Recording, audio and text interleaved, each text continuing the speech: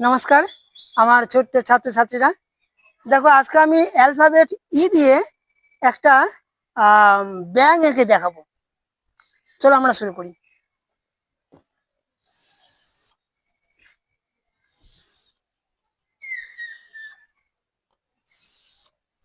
ই লিখেছি আমরা। এবারে এটা আমরা জয়েন করে দেবো। জয়েন করে দিলাম। এইখান থেকে এই ব্যাঙের চোখ,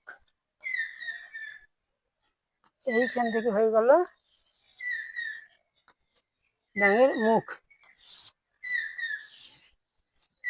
ব্যাঙের জিভ, এই একটা পোকা ব্যাঙ ধরেছে, পোকা ধরেছে। হ্যাঁ, দেখো এবার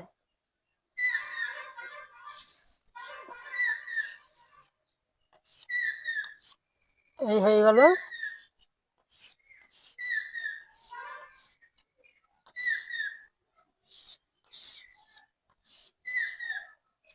ব্যাঙের পা। এবার এই একটা, এদিকে একটা হাত, আর এইদিকে একটা হাত, হয়ে গেল।